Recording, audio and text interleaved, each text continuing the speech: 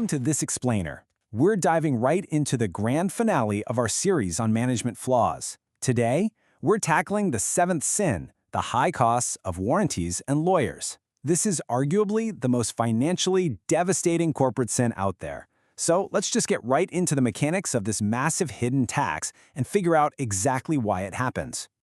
Okay, let's dive into this, because the math we're looking at here is absolutely staggering. On one side, organizations are routinely dropping millions upon millions of dollars on legal defense and aggressive liability strategies. We're literally talking about hundreds of billions of dollars annually for US companies alone. But on the flip side, a tiny fraction of that, sometimes literally just a few $1,000s, gets allocated toward meaningful product improvement. It's a totally upside-down priority list. Why on earth are businesses so quick to open the checkbook to fight a lawsuit, but so terribly hesitant to just invest the money needed to fix the underlying issue right from the start? Well, it all really comes down to what our source material brilliantly calls the bad reflex. You see, when a product goes out into the wild and turns out to be flawed or it just doesn't deliver on its promises, the immediate corporate reaction almost never centers around the engineering lab. The reflex isn't to look in the mirror and ask, hey, how do we fix this flaw? Instead, the knee-jerk reaction is defend, defend, defend. It's this frantic scramble to hire massive legal teams, circle the wagons, and protect the company's reputation at all costs. But here's the kicker. Protecting your reputation in a courtroom does absolutely nothing to protect your end user from the actual product defect. And honestly, this reveals the sheer absurdity of where all that corporate energy goes. Think about it. You've got these incredibly complex, highly funded legal defense strategies. We're talking war rooms, endless billable hours, heavy PR spin. But what about defect prevention? The actual tangible roll-up-your-sleeves work of finding the root cause so the failure never happens again. That gets completely sidelined. When an organization funnels millions into legal maneuvers while totally ignoring root cause prevention, they're basically treating a symptom while letting the actual disease just run rampant through their operations. It's an incredibly costly illusion of problem solving. Let's move to and see how this builds, because this reactive reflex creates a truly toxic system. Step 1, a defective product hits the market. Step 2, inevitably, as sure as the sun rises, a lawsuit is filed or warranty claims start piling up. Step 3, the company pays lawyers millions to handle the fallout. And step 4, and this is the real tragedy here, the product remains completely flawed. This cycle acts as this recurring, paralyzing tax on the business. You're paying a massive premium over and over again, but the fundamental quality of what you're selling hasn't improved by a single percentage point. You're just funding a perpetual motion machine of litigation. But thankfully, there is another way, a much, much better way.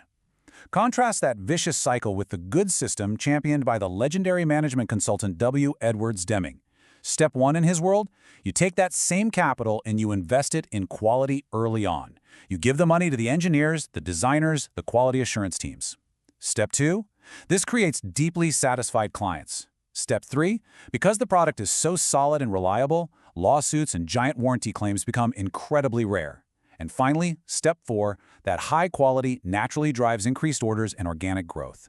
In this system, you're preventing the fire instead of paying astronomical fees to an endless parade of firefighters. Your money is actually flowing into creating real value. And this brings us to a really simple, brutal piece of mathematical reality that every leader absolutely needs to grasp. Defense is almost always far more expensive than improvement. When you factor in the sheer length of a modern legal battle, the discovery phases, expert depositions, endless court fees, massive settlements, it is exponentially more expensive to defend a bad product than it is to just fix the engineering or manufacturing defect on the front end. It represents a catastrophic misallocation of capital. Seriously, why on earth would you pay 10 times the cost to argue about a flaw when you could pay a fraction of that to ensure the flaw never even exists? So the crucial point is this. If you need a lawyer to defend the quality of your product, the problem's not the lawyer, but the product. W. Edwards Deming framed it perfectly. Let that sink in for a second. This is the intellectual anchor of everything we're unpacking today.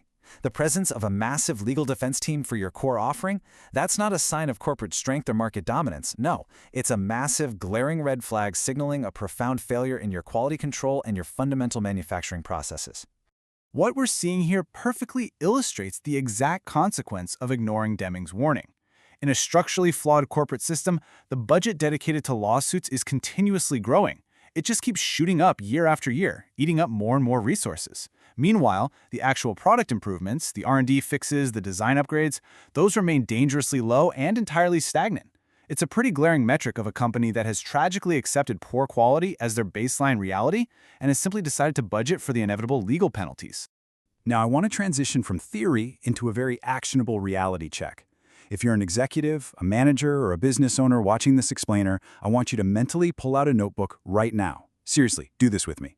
I want you to do two things. First, identify the absolute most frequent lawsuit or warranty claim your company has faced in the last 5 years. What is that one issue that just keeps popping up? Second, calculate the exact total cost of both the legal defense and the damages paid out for that specific issue. Get a real, concrete number in your head right now. Got that number? Okay, good.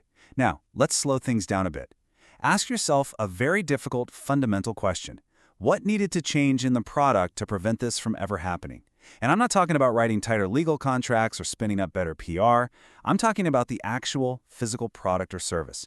What exact engineering tweak, what change in materials, or what precise adjustment to the manufacturing process would have eliminated the root cause of this failure entirely? Try to picture that actual physical fix. And here is the psychologically difficult thought experiment. It's really the final test of this entire analysis. Was that preventative change, that engineering tweak, that material upgrade, maybe an extra week of testing, was it more expensive than the millions you just calculated spending on your legal defense? Unless your product is literally made of solid gold, the answer is usually no. In the vast majority of cases, leaders are forced to admit a very hard truth here. They spent significantly more money paying lawyers to argue about a broken product than it would have cost to just build a sturdy, reliable product in the first place. Well, if that preventative change wasn't more expensive than your defense strategy, and let's be honest, we both know it almost certainly wasn't, then you know exactly what you have to do. The path forward is undeniable at this point.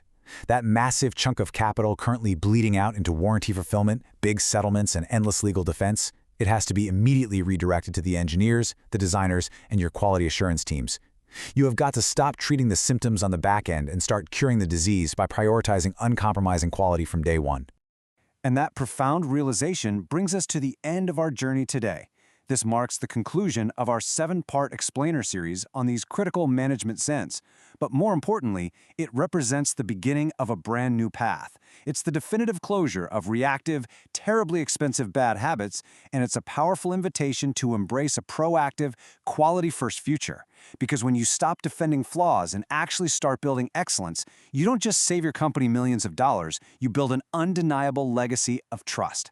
So as you head into your next strategy meeting, ask yourself, are we building a legacy of excellence, or are we just blindly funding our law firm's next yacht?